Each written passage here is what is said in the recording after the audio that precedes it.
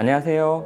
네, 세계장 주간에 한국농내장학회와 함께하는 온라인 강의를 시작하겠습니다. 저는 강연을 맡은 자본안과의 이태현 원장입니다. 안녕하세요. 사실 저는 이거 처음 해보거든요. 유튜브에서 본 적도 없고 처음 해보는데 그래서 상당히 좀 어색하고 좀 그렇습니다.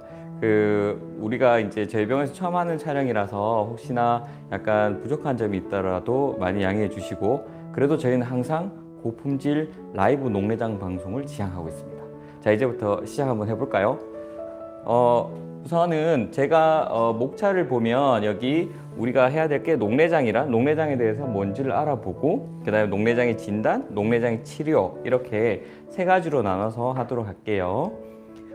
농내장이란 여기 보면 높은 안압, 눈의 압력이 높고 시신경이 약해서 눈 속의 시신경이 점점 더 약해져서 시야가 좁아지는 병. 정말 어려운 얘기다, 그죠? 그러면 여기서 안압은 뭔가? 안압은 우리가 이제 혈압 아시죠? 혈압은 몸에 있는 압력, 몸의 혈관의 압력이죠. 안압은 눈의 압력을 뜻합니다. 그래서 눈의 압력이 높은 경우에 농내장이 생긴다, 이런 거고, 어디에 생기냐면 여기 시신경에 생기는데, 이것도 참 사실 어려운 얘기죠. 이 시신경은 조금 이따 뒤에서 한 번 더 제가 설명을 해드릴게요. 이거 엄청 무섭게 생긴 사진이죠. 이게 뭘까요? 이거 여기 하얗죠, 여기 중심에. 이거는 백내장이라는 질환입니다. 사실 그 농내장과 백내장이라는 질환은 이름이 비슷해서 되게 환자분들이 많이 헷갈려 하세요.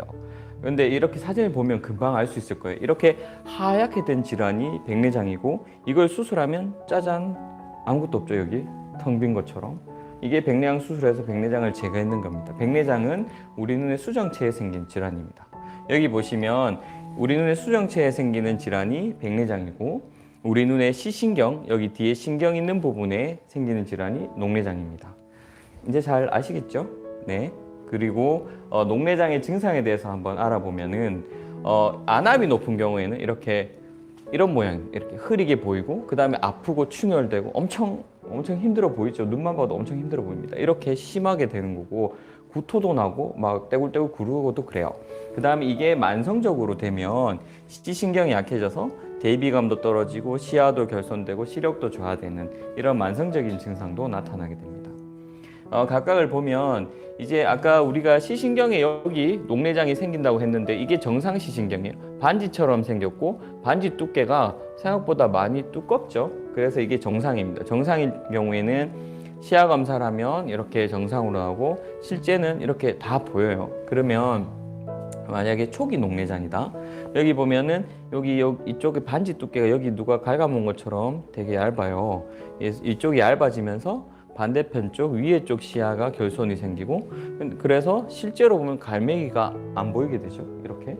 이게 농내장성 시야 결손인데, 사실 이 갈매기를 누가 알겠습니까? 그죠? 그래서 본인들은 농내장인지 몰라요. 우리가 이거 보겠습니까? 대부분 다 이거 보지. 그죠? 그래서 시야 결손이 있는지 잘 모르는 경우가 많고, 이게 많이 진행되면 이렇게 되게 얇아져요. 되게 얇아져서 거의 없게 되고, 그러면 시야가 엄청 좁게 돼서 이렇게 중심만 자기가 보고자 하는 곳만 보게 됩니다. 이런 경우에는 진행성 농내장인데, 이런 경우에는 환자분들이 옆에 공이 날라오거나 뭐 누가 튀어나오면 깜짝깜짝 놀래요. 그래서 이런 경우는 본인이 좀 느낄 수 있어요. 그리고 대비감도 저하. 사실 되게 어려운 이야기인데, 대비감도 저하라는 것은 알아보면 이 두 사진 뭐가 다른지 아시겠어요? 약간 숨은 그림 찾기도 아니고, 하여튼 보면 이 계단에 여기 보면은 여기는 선명하게 계단이 구획이 나눠져 있는데, 여기는 계단 구획이 잘 안 보이죠? 이렇게 물건과 물건 사이에 이렇게 합쳐져 있는 경계선이 되게 흐리게 보이는 게 대비감도 저하의 증상입니다. 여기 단무지 여기 되게 선명하게 보이죠? 근데 여기 단무지가 약간 흐려요. 그리고 여기 김이 하나하나씩 보이는데 김이 흐려 보여요. 이게 대비감이 떨어지면 이렇게 생깁니다. 이것 또한 농내장의 증상이에요. 그래서 또 질문이 보면 눈이 뻐근하게 아픈데 안압이 높아서 그런가요? 사실 그 젊은 환자분들 중에서 이렇게 눈이 아파서 자기 농내장이라고 검색을 해서 농내장이라고 오시는 분이 정말 많아요. 근데 사실 이런 경우에는 대부분 아니에요. 이 눈이 아픈 원인의 빈도는 첫 번째가 눈이 피로하고 건조해서 그래요. 보통은 자기 전날 휴대폰 되게 많이 보고 그 다음날 왔을 때 눈이 아프다고 녹내장이로 온 사람도 있어요. 그럼 물어보면 휴대폰 많이 봤다 그래요. 본인도 알아요, 뭐 때문에 아픈지. 그래서 이렇게 눈이 건조하고 그래서 눈표면에 상처가 생기고 이런 식으로 보면 되게 흠집이 많습니다. 우리 기냉 친구가 실시간 접속자들 인사 한번 받아주라고 이야기하는데, 보자. 종욱준님, 혜린씨, 파라행두님, 이호선님 반갑습니다. 네. 혹시 궁금한 거 있으면 질문도 부탁드려요. 자, 그 다음에 계속 이어서 할게요. 위험 요인을 보면 가장 큰 위험 요인은 높은 안압이에요. 안압이 높은 게 녹내장의 가장 큰 위험 요인인데, 이게 그러면은 안압이 절대적인가 상대적인가, 이건 또 뒤쪽에 제가 얘기를 드리겠습니다. 그래서 안압이 높게 되면은 여기 봤던 정상적인 시신경이 이렇게 되게 얇게 변하면서 녹내장이 생기게 됩니다. 그리고 안압에 대해서 조금 더 이야기를 하면은, 사실 안압은 우리가 말하는 정상은 10에서 20mm 머큐리 정도라고 하는데, 이제 사람마다 시신경이 강도가 다르니까 튼튼함이 달라요. 그래서 어떤 눈은 25mm 머큐리에서도 견디는 눈이 있고, 어떤 눈은 15mm 머큐리에서도 시신경 손상이 발생한 눈이 있어서 약간 상대적인 개념이긴 하지만, 우리가 일반적으로 정상이 10에서 20이니까 이거보다 높은 거를 절대적 수치로는 높은 안압이라고 이야기를 합니다. 안압이 정상 범위라도 녹내장이 생기나요? 물론이죠.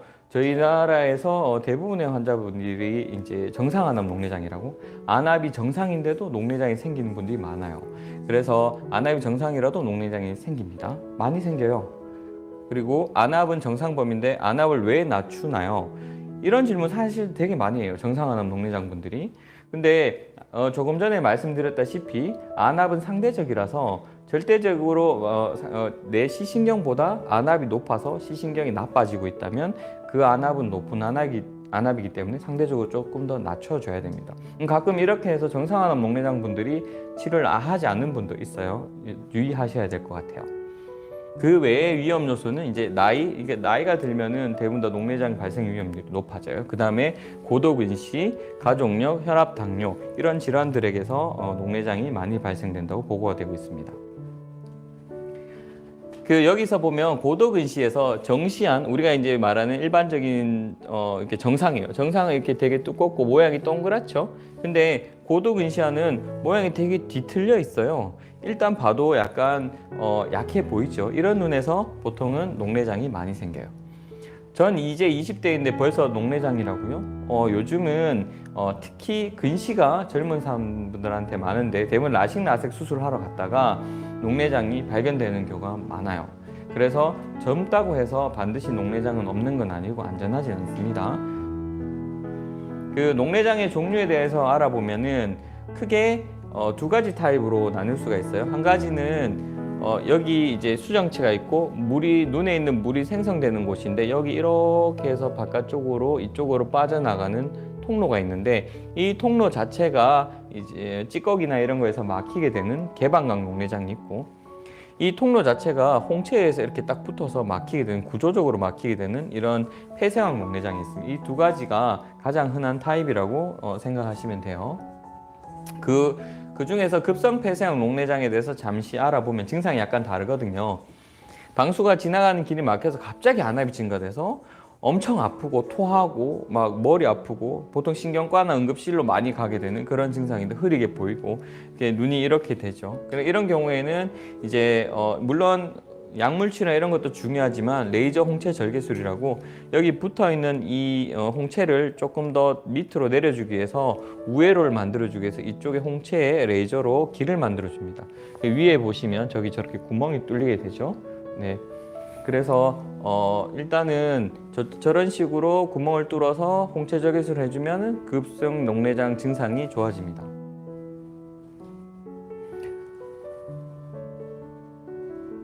댓글 중에서 조영승님 반갑습니다. 선생님과 함께 오늘 8년이 되었네요. 절망에서 희망을 주셔서 감사합니다.